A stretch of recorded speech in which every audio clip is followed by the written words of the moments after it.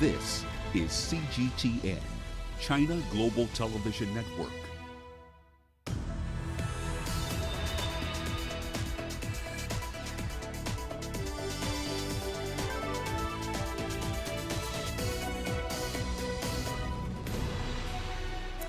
Hello there and welcome to Global Business Africa. We'll be giving you insight into Africa's business and financial markets. I'm Uche, okoronkwo, coming to you from Kenya's capital, Nairobi. Let's start with a look at the markets. Now, world shares started the month on the front foot today, climbing up as investors seem to shrug off economic data that pointed towards weak economic growth. In emerging markets, we saw shares rising for a fourth straight session as heavyweight Chinese companies made healthy gains today, although waning optimism about global economic growth did keep sentiment in check. MSCI's index of emerging market stocks rose 0.1% on the day. That's after posting its best month since January. Here in Africa, stocks remained mostly flat across key markets. Investors are adopting a more risk-off approach as they evaluate the economic risks from the Delta variant. And of course, economic data this week indicating that the world's two largest economies had shown signs of short-term weakness. Now, also coming up on today's show. South Africa forced to withdraw a plan that will have required taxpayers to save up 12% of their earnings in pensions. China's new ambassador to the U.S. says relations between the two nations are at a critical juncture. And we look at the Nigerian startup that's enabling pharmacists to weed out fake or expired medicines. Well, we start off today's show in South Africa. The country's power utility, Eskom, has reported dismal financial results for the year ending March 2021. Now, the organization's debt remained unsustainable, attracting a net finance cost of $2.1 billion and turning an operating profit of $403 million into a loss of about $1.3 billion after tax. Here's Angelo Coppola with the details. The drop in operating profit at the utility is due to a number of factors. The big increase year on year has been the growth in other operating costs from 18.7 billion to 24 billion. That 29% has contributed significantly to the drop in operating profit, with primary energy only growing by 4 billion year on year.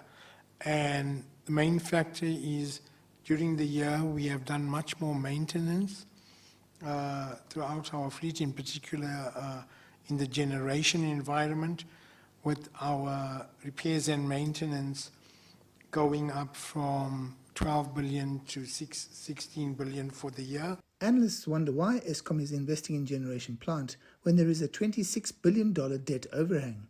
Durator says they had three options. The option that we have preferred is for us to make modest investments.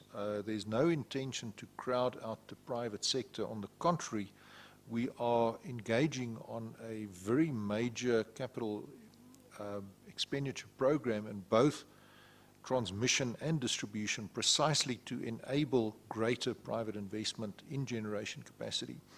But we do believe that we have an obligation, in particular to those communities that have invested so much in the coal value chain over generations, to provide those with an alternative. Part of the debt pile is due to the non-payment from local municipalities. Eskom is working with 4 municipalities to help them reduce their outstanding debt. The one notable exception where we have been unable to conclude an active partnering agreement is in Maluti Apufong, which is also our biggest debtor, owing us about 5.9 billion. But all in all, I think the municipalities have proven to be very receptive to this concept of active partnering. Looking ahead, the prognosis for uninterrupted electricity supply in South Africa is not positive. They lost Medupi Unit 4 in the last month, and together with the outages that are scheduled at Kuburg for refitting the steam turbines, we're looking at a disastrous profile of load shedding for the next four years. Eskom is at a crossroads. It has an unsustainable debt pile, it has government bailouts for the next 3 years, and it could lose some of its biggest industrial users. I'm Angelo Coppola for CGTN in Johannesburg, South Africa. And still on Eskom, the company is planning to turn away from coal-fired power. Now, the power utility says it won't take on any new coal developments beyond 2030. It's an ambitious target for the utility that relies on coal to provide about 90% of the country's electricity needs. Here's Sumitra Naidu with the details. Eskom is under pressure to reduce its reliance on fossil fuels. 2 proposed new coal-fired power stations have already been halted by courts over environmental considerations. I think Eskom, like utilities around the world, have started to realize that the economics of coal have just changed fundamentally in the last 10 years. So not only is it now apparent that new coal is no longer competitive, that new coal is more expensive than alternatives. The utility plans to take advantage of the available global concessional finance mechanisms. Independent power producers are rushing in to bid for the upcoming windows that will see the utility procure 6,800 megawatts more renewable energy. There is a huge amount of interest in financing some aspects of this transition from foreign governments, from international finance institutions and development finance institutions, largely because it's cheaper to lower carbon in South Africa than in the developed world. But Eskom has warned that South Africans will eventually have to pay a cost-reflective tariff in the future, even as cheaper renewable energy capacity is developed. The utility needs 8,000 kilometers of new transmission lines for its future energy plans. In terms of the overall debt burden that Eskom carries, the majority of that debt is actually not attributable to the capital expenditure per se, but rather to the fact that we have not had cost-reflective tariffs allowed by the regulator. Regardless of the mix of funding that we seek to pursue, users will have to pay a tariff that rewards the capital that is invested in generation, distribution, and transmission capacity. Eskom plans to reduce coal consumption to 40% of total energy supply by 2030. 3 old coal-fired power stations are set for decommissioning between now and 2026. By then, 6 out of a total of 13 coal-fired power stations will be mothballed. Sumitra Naidu, CGTN, Johannesburg, South Africa. Meanwhile, South Africa's government has withdrawn a controversial green paper on comprehensive social security and retirement reform in the country. This comes after the green paper triggered outrage amongst taxpayers and, of course, the business sector. Now, the plan proposed that all South African earners pay up to 12% of their income into a new government-managed investment fund. The proposed National Social Security Fund would have provided retirement, disability and unemployment benefits to all South Africans. Now, the National Economic Development and Labour Council objected to the defined benefit nature of that fund. It also warned that contributions will have to be hiked to above 12% in order to maintain payouts.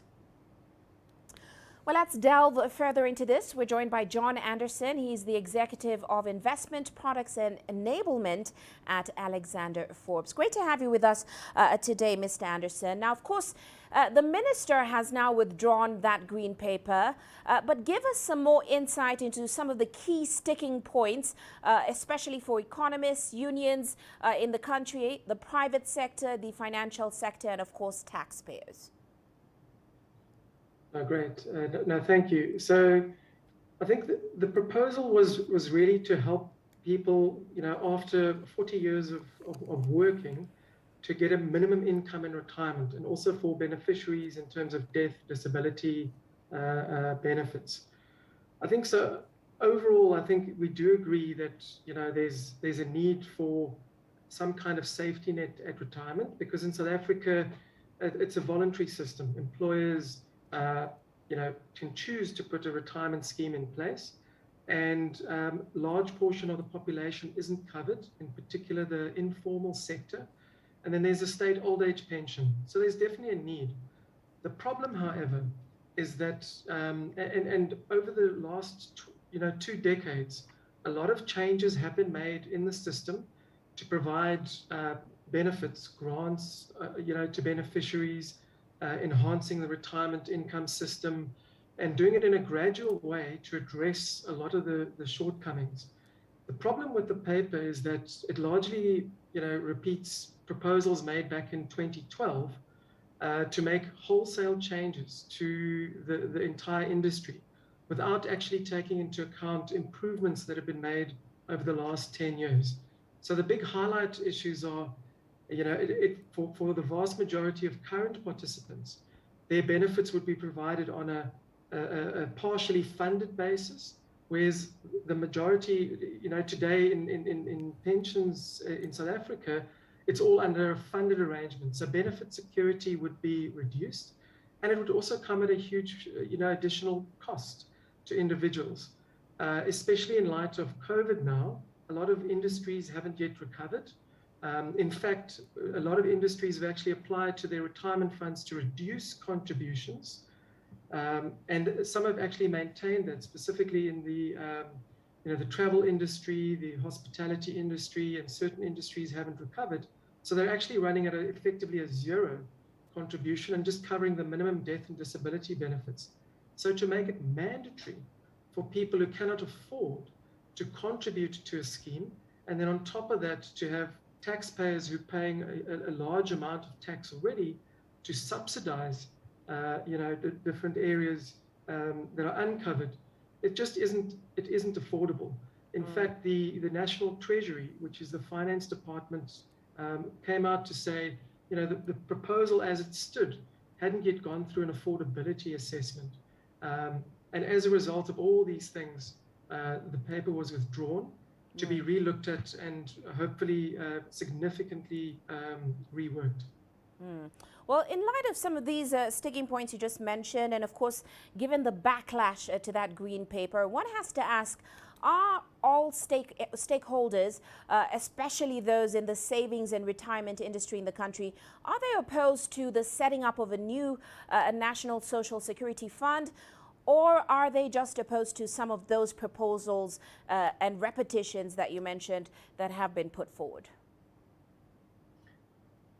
Look, it's, I think on the whole, there were a lot of proposals that were problematic there. And a big issue is, I think generally, most people are not in favor of a national social security fund. And the reason for that is that, if you're working over a 40-year period, you're deferring your consumption, you're saving for retirement so that you could get an income there. And that requires trust. And unfortunately, the track record over the last decade or so in South Africa in terms of state institutions, etc., the trust of the public just generally is quite low. So that's actually a major issue. I think people do realize that we need a minimum income.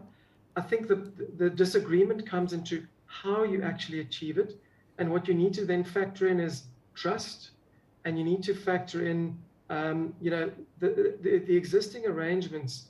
People shouldn't be significantly worse off compared to where they are at the moment. There are other issues as well. So, for example, the proposal looked at, in the National Social Security Fund proposal, it would cover informal workers as well. So anybody earning even the minimum wage would be forced to contribute. So, if you're earning the minimum wage, I think you've got other priorities in the short run rather than trying to put money away. So either the taxpayer has to pay for that, or you have to, save in addition. The other thing is in the informal sector, it's essentially a cash economy. It's very difficult to maintain compliance in something like a national social security fund. Many other countries, where the dynamics are similar to South Africa, make these things voluntary, defined contribution basis, and provide incentives, but also use technology, for example, network operators and microfinance institutions who are active in rural communities to try and get individuals to help. So there's actually quite a lot of issues to address here. It's not just one in particular. But I would say trust is the biggest issue here at the moment in South Africa. Now, very quickly, because we do have to go, what do you expect to happen next now that the minister has withdrawn that green paper? And do you agree that the debate around reform has been skewed in favor of vested interests from the financial sector? So what will happen now is that they've withdrawn it, but they are going to rework it. At the same time, though, there's already existing reforms that are in place by National Treasury from government, which is, and they've aligned more stakeholders in the process. And they've indicated that in the medium budgets, which will come out in November, that there'll be some proposals, which essentially is taking the existing system and trying to enhance it in the direction to get there. I think in terms of existing stakeholders, so, at what is called NEDLAC, which is the, it's really a forum where all stakeholders need to come together. There isn't agreement. So it's not just the business sector. There are many other areas that are not in agreement. In fact, the government, two departments themselves aren't in agreement. So the finance department and social development. So there's still a lot of, definitely the debate needs to happen. We need to make sure that we do get minimum safety nets in place. I think it's more about, how do we ensure that it's affordable, it's sustainable, given the South African, economic environment currently. We've got a large unemployment rate, a low tax base. We need to make sure that there's growth as well. But we look forward, obviously, to the end of the year to see what else comes out in the medium budget speech. And I think that'll provide a lot more clarity and better direction. Well, many thanks for your insights, Mr. Anderson. That, of course, was John Anderson from Alexander Forbes.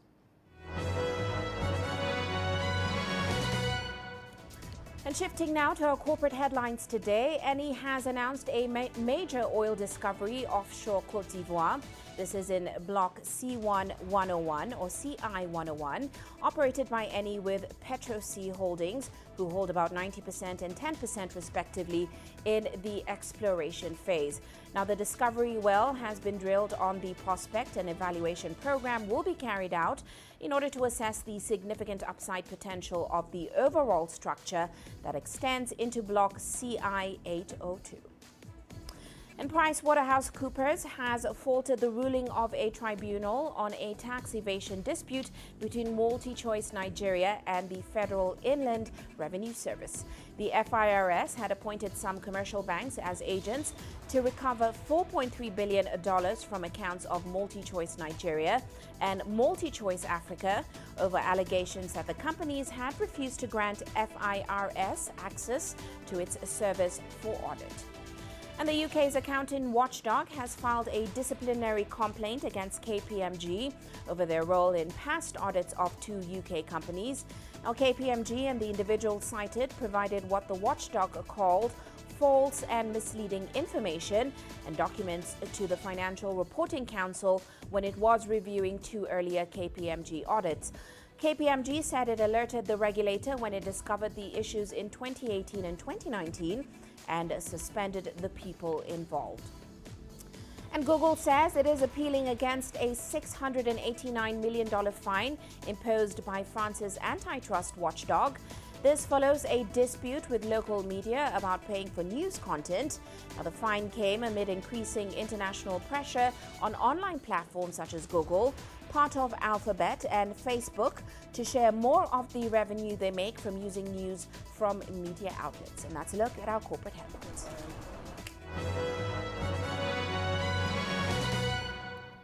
Well, let's head into a short break now, still to come on the show.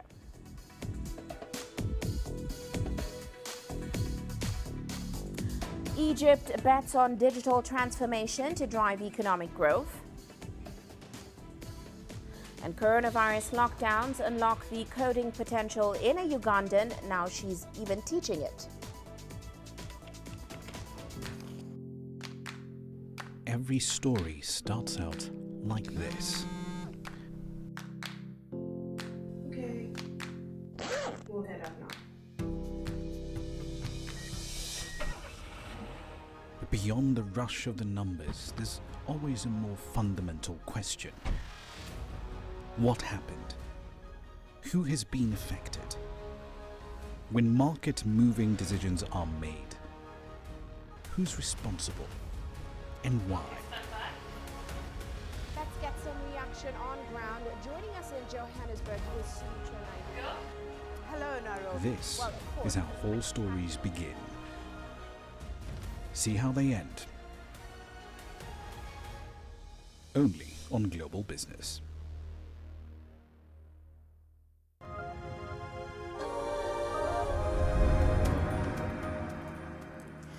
Welcome back. Well, let's head to Egypt now. The country is banking on a digital transformation to drive economic growth after the coronavirus-induced a slowdown in its economy. Now, authorities in the North African nation have launched a Digital Egypt plan that seeks to diversify its economy by adopting technology to spur innovation. Here's CGTN's Yasser Hakim with more. Egypt's digital transformation drive began officially in 2017, but has picked up steam after the onset of the coronavirus pandemic in 2020. The government is gradually digitizing most services in the North African country, be they public or private. There's a clear strategy to build a digital community and an online state website that provides 70 services so far. The strategy also includes a legal aspect with regulations already rectified by Parliament to organize this sector, such as the Electronic Activities Law. It also includes building a developed infrastructure to elevate from 4G to 5G internet service. An important element is the National Council for the Cybersecurity that was established 4 years ago to ensure the safety of all online transactions and activities. Paying all types of bills, issuing car licenses, building permits, certificates and more are now being handled online. This drive has opened the door for tech companies and startups in the e-sector to flourish in the market. The e-economy accounts for about 5% of Egypt's GDP, which is not a small amount. Egypt leads Africa and in the Middle East in outsourcing services and is 10th in the world. Egypt's e-exports has increased from $5 billion to $6 billion, which is a considerable increase, while startups in the e-sector are also on the rise, with many of them going global. The financial sector has been the leader in this transformation in Egypt and many other countries because the fast transfer of money is a crucial aspect in modern societies and businesses worldwide. To guarantee the fast and safe transfer of capital, investments and payments, it requires a strong infrastructure and developed banking systems to keep up with this fast-growing market. The ease of online banking has also attracted more Egyptians to open bank accounts. This has accelerated the target set by the government, which is achieving financial inclusion for most of the Egyptian population. Yes, Hakim for CGTN, Cairo. And heading to Uganda now, where a mother has started the Supersonic Aviators Club in her home to help children, especially girls, develop their interests in aviation, astronomy and STEM subjects. Now that is science, technology, engineering and mathematics. The idea was born out of extended lockdowns and a need to help her son master those subjects. So, these are the steps we take. This is not your typical classroom. 3 times a week, students gather in their teacher's garden in Uganda's capital to learn how to code. Shamim Mwanaisha, a mother of 2, started the Supersonic Aviators Club. Her aim is to train the next generation of Ugandan coders. The system works in the way that we recruit children and we introduce them to STEM education using coding, space, aviation, and climate change. In coding, we learn different languages. For example, we learn HTML, JavaScript, and CSS. I also teach them to use codes so that they be able to command the computer to do different tasks. Mwanaisha was inspired to take up coding 3 years ago when her 7-year-old son expressed interest in aviation and coding. Despite the challenges of ongoing restrictions, Mwanaisha keeps the classes going. Before COVID, I used to host many children into my house. They would come, they would study. But right now, because of we have to follow the SOPs, children have to learn from outside my compound, whereby we face a problem of sunshine. It's too hot outside. Sometimes when you're learning, it rains. And other parents, they don't have money to buy internet. So few of them go online. The club has slowly garnered attention mainly through word of mouth and currently has around 25 children. I do coding because I want to be a white hat hacker and be able to stop or block the black hat hackers. Along with coding, the initiative also helps children develop their interests in aviation, astronomy, and STEM, that's science, technology, engineering, and mathematics. We do flight experiences, we do camp aviation, we assemble aircrafts, they watch movies about space to motivate them, they do presentations. This has enabled them to be creative, critical thinkers, and also problem solvers. With my passion in aviation and climate change, I hope that one day I'll be able to discover biofuels which planes can use instead of fossil fuels which damage the environment. According to the International Telecommunication Union, Africa is the world's last major untapped market for internet access, with only 16% of its billion population using the internet. Mwanaisha is working to bridge the gap and has transitioned the club's activities online, with classes offered to anyone interested in coding. Beryl Oro, CGTN. Now, Tunisia has announced that it will receive its $776 million allocation of the special drawing rights from the International Monetary Fund. Now, the allocation by the Washington-based lender will help ease an acute economic crisis caused by the COVID-19 pandemic. CGTN's Adnan Shaushi has the latest.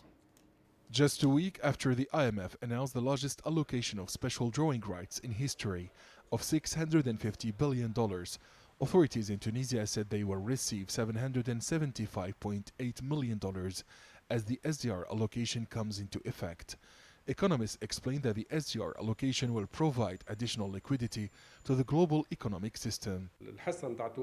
Tunisia's share is $775.8 million, according to the country's contribution to the special drawing rights. This is not a loan from the IMF.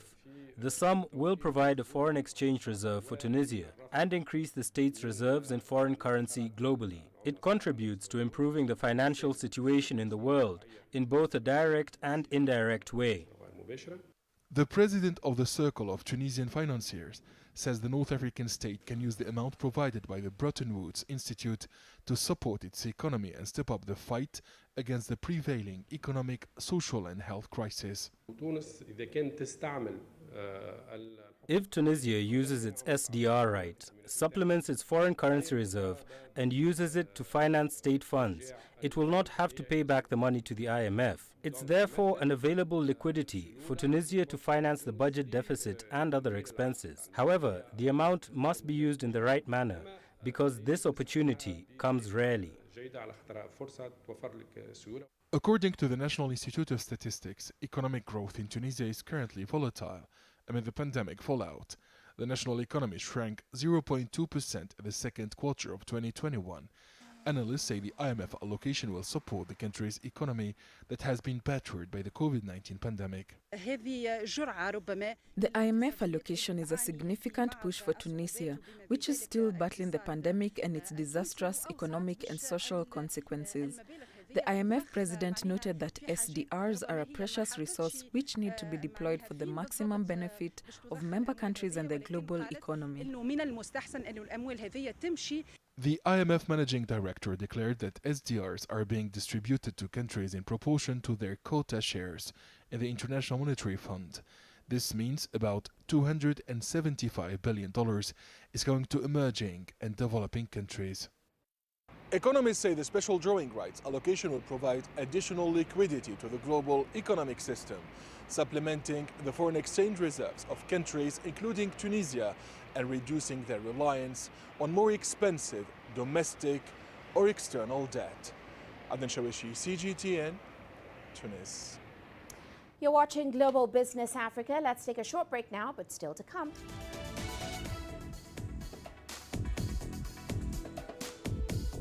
China's new ambassador to the U.S. says relations between the two nations are at a critical juncture.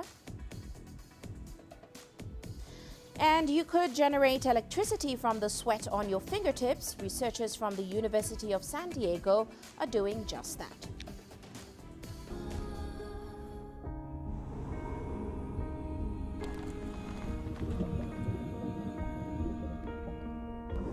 No one again, he can hold in guns. Machine guns from police forces toward the protesters.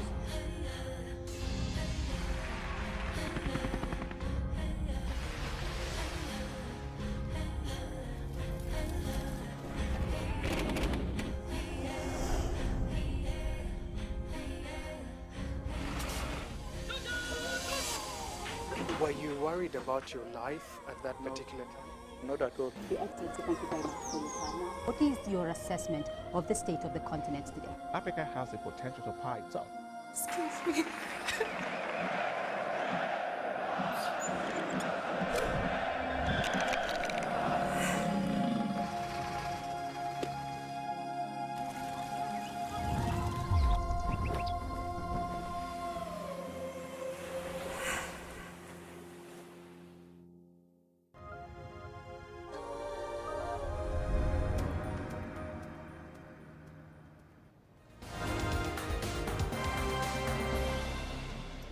Now look at other headlines this hour. South African scientists have detected a new COVID variant. The new variant, known as C12, has spread to all 9 provinces of the country and 7 other countries after being first found in May. Now it contains many mutations associated with other variants, but researchers say it's yet to be determined whether C12 is more contagious and what impact it has on the immunity provided by vaccines. And Libya's neighbors have called for immediate evacuation of all foreign fighters and mercenaries in Libya. The announcement was made on Tuesday after Algeria hosted a meeting of Libya's neighbors. Now, foreign ministers from North Africa and the Sahel expressed concern over the threat these fighters pose to the political process in Libya. And leaders in Nigeria's northeastern state of Borno have agreed to pardon over 3,000 insurgents as part of efforts to restore peace in the troubled region. The country has been battling an insurgency for 12 years now, which has claimed the lives of more than 30,000 people and displaced over 2 million more, according to the United Nations. And finally, the U.S. government's humanitarian agency, USAID, says forces from Ethiopia's Tigray region have looted humanitarian aid from its warehouses in Amhara region. Now, USAID's mission director in Ethiopia says the warehouses were completely emptied. War broke out in the mountainous region between Ethiopian troops and the TPLF in November 2020. And that's a look at today's top headlines.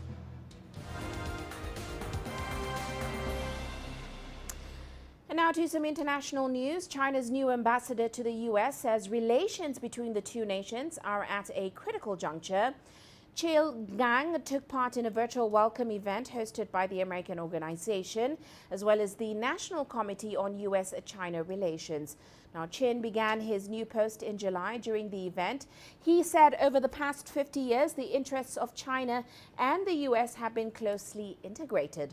He also said the idea that competition is being replaced with confrontation was misleading, and the two sides must show mutual respect, maintain dialogue, manage their differences, and focus on cooperation. Chin also pledged to act as a bridge between the two nations. Moving on now, the Taliban says members of the organization are out on the streets of Kabul to protect people's property and lives. This comes amid an administrative vacuum following the Taliban's takeover. Now, the group have focused on keeping banks, hospitals and government machinery running after the final withdrawal of U.S. forces. The Taliban is yet to name a new government or reveal their intentions to govern. 200 people are here with me, and I'm responsible for them. We've come here to protect the people's property, honor and dignity, and provide security. We've come here so that the treasury is not betrayed, and people's property and lives are protected. We assure people that their lives and property are safe. Well, let's discuss the country's economic future. We're joined by Afghanistan's former Deputy Minister of Finance, Mr. Gul Maskut Sabit. He's also a lecturer at the Olon College of Fremont in California. Great to have you with us today, sir. Now, of course, Afghan's economy was already pretty fragile and dependent, or rather aid-dependent, before the Taliban came in. Since the Taliban took over, we know that businesses, banks, money exchanges in the country, they've all remained closed. Also, prices for basic commodities have surged.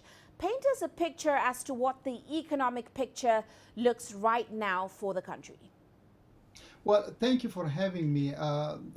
What you just said is all correct, and that's how things are, unfortunately. Yes, before Taliban took over, we did have some economic problems, mostly due to COVID and some political instability, and of course mismanagement of resources, and waning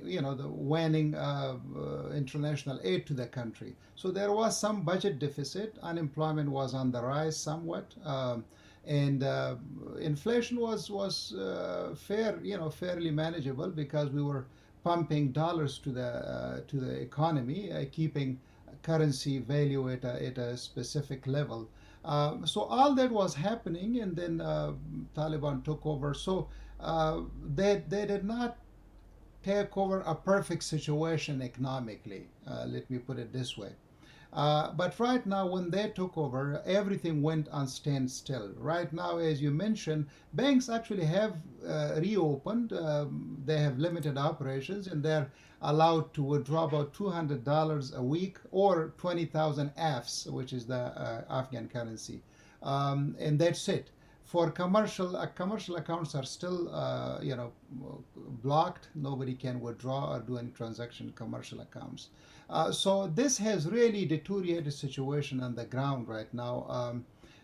Yes, imports have gone from other countries, commodities, basic needs that people consume on a daily basis, but prices have gone up, and there is not much money to buy those commodities. So the purchasing power of the common people has really declined. We used to have, I think it was over 45% of the population lived under poverty, even in our good times. So now this situation has really, increased the number of people moving towards poverty exponentially. And if this continues, I think pretty soon we'll have a human catastrophe. Now, it certainly is an understatement to say the economic outlook is uncertain, given that the Taliban are still on international sanction lists. We know it has had very little or no access to central bank funds, which are mostly frozen abroad in countries like the US. So in light of this, is it clear how they plan to manage the economy, as well as implement policy, protect the currency, and certainly keep inflation in check going forward? Is there a clear path forward? Well, right now they haven't announced any path. Actually, there is no program, no plan, nothing we have heard of yet, because there is no government. I think they're focused on the government first, and then they will announce their policy. But if there are sanctions and restrictions, I don't think there will be an easy way for this. Let's leave the international aid aside, even if there is no international aid. Afghanistan needs to have access to international markets. We have a very good banking sector, which is a very modern banking sector. I would say almost as good as many other regional countries. In some situations, we have credit cards and all that are issued by the banks. So they need to be able to. They need to they need to transact internationally across border. Money has to go back and forth to the country, and if that facility is not available, then what happens is the international trade is going to be affected. So the government of Afghanistan will not be able to trade with other countries. So aid is a different issue, but domestic economic activities still requires international connections and in cooperation with other countries. Well, speaking about domestic, the domestic economy going forward, we know in the 90s a Taliban takeover did help to revitalize the country's economy and also boost trade, open up some of those trade routes. Now, given the threat it's facing now of economic collapse, how soon before we see the Taliban form a government that is effective, that is inclusive and recognized? And given its past, do you have much faith in this government? Well, recently I just heard that they may announce a government in the next 2 or 3 days. And what they say is that it will be an all-inclusive government. It will be a government acceptable to the international community. And I really hope that's what they do. Somehow I'm cautiously optimistic about this because the way they are acting in the country and the way the things that the way they present themselves this time. So they are a bit different than before, and they have realized that Afghanistan is not the same as it was 20 years ago. Even if they helped with the economy at that time, we did not have much of an economy. We had come out of war at that time too, and people mostly lived on agricultural lands, so there wasn't much of a modern economy at that time. Right now we have a modern economy, a resilient financial sector. Yes, there are problems. We were not able to develop our industry and other economic activities, but the foundation is there, the foundation for a modern economy. And they have to, after announcing or forming their government that hopefully is acceptable to everybody, both internally and externally, then they should build on that foundation for the future. Well, going back quickly to international aid, we know the country was supposed to receive just over $600 billion from the IMF special drawing rights allocation. That was meant to come next week. Now, what we're hearing is that will not happen until there is a recognized regime in office. How significant were those SDR special drawing rights for the country right now? At this time, anything is significant, and SDR is very significant because it helps us with our trade, and there some of that money was supposed to be used for COVID fight of the country. So it's very key that in the World Bank projects and in all other monies that were supposed to, actually most of that money was intended for the common use of just common people. Again, fighting COVID, poverty-related issues, projects that helps the common people. So I think this would really hurt us, and it's already hurting us. I really hope first that Taliban form a government that's acceptable to everyone, and then second, world realizes that such sanctions and restrictions will hurt an already war-stricken and poverty-stricken population. It will further push them into extreme poverty, and again, that's going to affect everybody, not just Afghanistan. There will be mass economic immigration, not only to regional countries, but to Europe, to other countries too. So I think both sides, I hope, realize that there is a third party, which is the population, that are going to be affected by their actions. Well, we do have to leave it there, but many thanks for those great insights, sir. That, of course, was Afghanistan's former finance deputy minister, Gul Maksud Sabit, joining us there in California. And moving on now, the trial of Elizabeth Holmes, founder of the blood testing startup Theranos, has commenced, marking the latest chapter in a saga that has captured the attention of millions and, of course, prompted a reckoning with the Silicon Valley hype machine. Now, Theranos once claimed its technology will revolutionize the medical industry by performing a range of tests with just a small blood sample, such as from a finger prick. The claims were later revealed to be largely fabricated, and the U.S. Department of Justice has accused Holmes and her former boyfriend and co-president, Ramesh Sani Balwani, of defrauding both consumers who purchased and used the tests and, of course, investors who were convinced it will become profitable. Now, Holmes is expected to use a defense alleging that she was influenced to commit fraud by Balwani, whom she has described as abusive. Balwani has denied the accusations and is now facing his own trial in February 2022. Now, as the 20th anniversary of 9/11 approaches, American developer Larry Silverstein reckons it was the worst day of his life. 90-year-old Silverstein had just signed a $3.2 billion 99-year lease 6 weeks before the Twin Towers fell. The Twin Towers and surrounding buildings were destroyed by al-Qaeda hijackers, killing about 2,753 people. Now, Silverstein immediately decided to rebuild after the 9/11 attacks. He thought he could finish rebuilding the World Trade Center complex in about 10 years. A plan was born, turning the disaster zone into a tourist attraction and business center with 3 skyscrapers, as well as a transportation hub, a museum, and a memorial.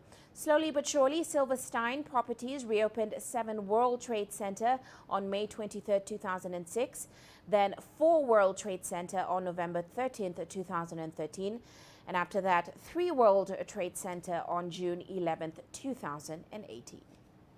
We paid $3.2 billion to acquire the Twin Towers. It became instantly obvious this was going to cost far, far greater than $3.2 billion.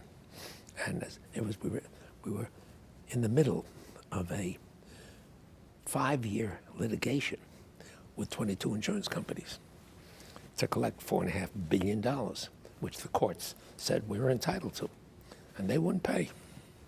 Even after litigation concluded, they still wouldn't pay. So it became obvious to me that to relinquish something was probably an intelligent thing to do, an appropriate thing to do, and the rational thing to do. It was a heady time, a difficult time, intense pressure, being convinced constantly by naysayers that we'll never succeed, why bother? And being urged by the insurers, they said, you're going to lose this case, we're not going to pay you a dime, so why don't you stop now? That was their attitude.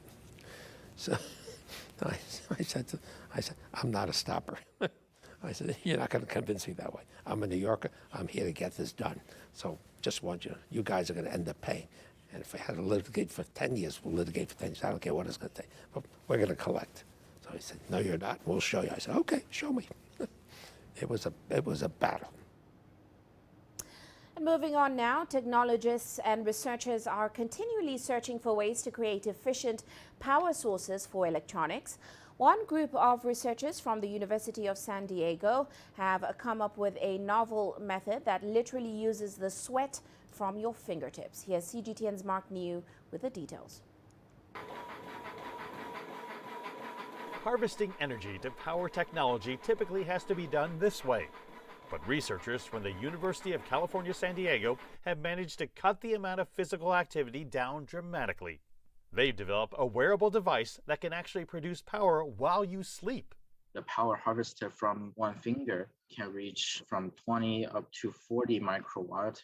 Basically, that means that the energy harvested from one night's sleep can power a wristwatch for almost a day.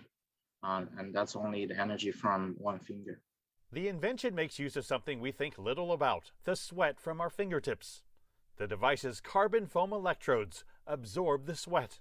Enzymes trigger a chemical reaction between lactate and oxygen molecules to produce electricity. That raises the question, Why not place the device under our armpits? We think we have more sweat in the feet, under the armpit, on the forehead, but that's more because that the ventilation is not as well at those places. So the sweat is not easily evaporated as well as from, say, the more exposed places like your hand.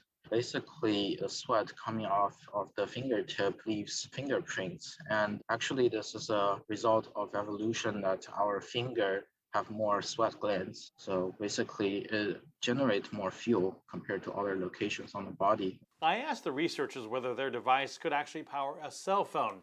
They said no, that still requires too much power. But there are other ways of generating more power that are as simple as tapping your fingers. The pressing motion of the finger can introduce extra convection, which would instantaneously increase the power output of the device, almost twice as much energy from the pressing. Our team have been trying to put it on the finger while just doing desk works, typing and clicking mouse, or just playing with their cell phones, and the device can continuously operate regardless. The immediate goal is to power wearable sensors. But Liu says the grand vision is to do what wind and solar have done, create a self-powered renewable system, though this one would work just by breaking a sweat. Mark New, CGTN, San Francisco. Now, ahead of the China International Fair for Trade in Services, we'll take a look now at the Sports Plus smart technology. Here's CGTN's Jia Jia, who visited a gym in Beijing, offering training and recovery services for both professional athletes and ordinary people.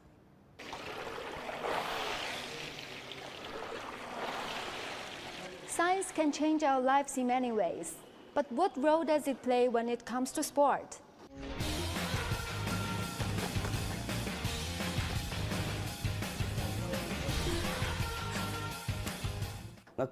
During the preparation period for the Olympic Games, technology helps athletes identify their shortcomings. For example, we have a championship model when some athletes need to improve their strength or some need to improve agility. We use technology to create this championship model so that each athlete can work hard towards the model step by step with data management to help them develop precisely in that direction. Intelligent sport and fitness visualizes and quantifies physical exercise with instant data to analyze the performance of athletes. By using data, the aim is to fully tap into the athlete's potential. And don't think intelligent sport and fitness only exists in the professional field. With more and more smart equipment hitting the market, it's already part of people's lives. Technology can be more accurate in serving the needs of ordinary people. If some people are obese or have diabetes, they can use different exercise data to identify their precise training goals during the next stage. Zheng says last year's CIFTIS was good for business. Using the same platform this year, he says he hopes more and more ordinary people discover that professional training of this kind is also accessible to them. A survey shows that almost 90% of respondents believe intelligent sport and fitness are necessary, and almost 1/3 of them have purchased smart equipment. In the near future, it is believed that science and technology will add an extra dimension to sport, changing our way of life. CGTN, Beijing. And let's shift focus now. Take a look at commodity markets today. Oil prices rising today as an OPEC Plus meeting is expected to stick to a plan to add about 400,000 barrels per day each month to the end of December.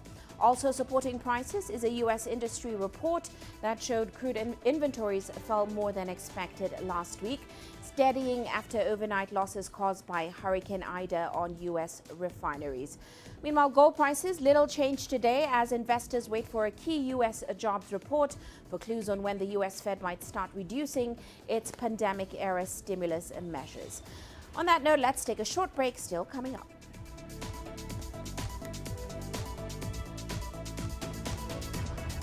We look at the Nigerian startup that's enabling pharmacies to weed out fake or expired medicines. You don't find the stories of North Africa by sitting on the sidelines.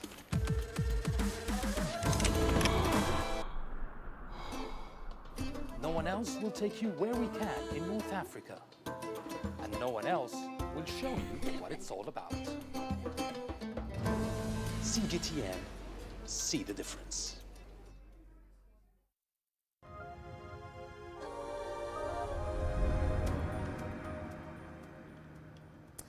Now, the pharmaceuticals market in Africa is valued at over $60 billion annually. For nearly 80% of people in Africa, community pharmacies are the front line of the health system.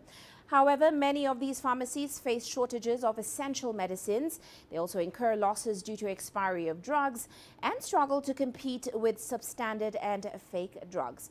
Well, tonight on Grassroots, CGTN's Deji Bademosi takes you to Nigeria, where one health tech startup is helping pharmacies tackle those challenges. When Samuel Ekong set up his pharmaceutical store some 6 years ago, among his biggest challenges was stocking up his store with enough supply of drugs. Operating on a shoestring budget, he could only stock a small amount of drugs his money could buy. But his story changed in 2018 when he signed up to the Shelf Life initiative. Of course, because of limited resources, I used to rationalize the stock I have on ground. So most times, clients will come asking for one item or the other. Unfortunately, by the time it's being asked for, I've run out of it. But since I got on board with Shelf Life, that issue has been significantly curtailed. Lack of adequate capital is a common problem for thousands of pharmacies, especially small ones who are playing a crucial role in healthcare delivery across Africa. Determined to address the problem, Field Intelligence, a leading pharmaceutical supply chain provider within Nigeria and Kenya, launched Shelf Life, a product which caters to the inventory need of retail pharmacies without having to worry about capital. Imagine your typical community pharmacy or drug shop. The owner or the pharmacist will always have to figure out what to stock, how much to stock, that's what quantity to stock, and would have to find the cash to do that. What we do with Shelf Life is we come in as a one-stop solution, and we take care of all of those things. So we answer the question of what to stock because we know what's selling in the market. We answer the how to stock question because we just provide the inventory on your shelves. We answer the quality question because we ensure that we can guarantee the suppliers through which we can provide these products to the pharmacies through. With Shelf Life, pharmacies of any size can access relevant pharmaceutical products for an upfront payment and only pay for what they sell. This means pharmacies sell Shelf Life supplied goods or consignment through a pay-as-you-sell program, avoiding the risk of product expiration and accessing a cheaper alternative to working capital finance. Shelf Life is providing a form of alternative finance solution to pharmacies because whereas most pure finance plays will give you cash, we are providing you with money. We are providing you with money in the form of inventory, and we are providing you with all these other value-added things that are layered onto the Shelf Life service. Ekong's ePalms pharmacy is just one of the over 500 pharmacies that have signed up with Shelf Life. He says since he signed up to the initiative, he's never run out of supply. When customers come to ask for something and you have it available to give to them, it translates to a satisfied customer.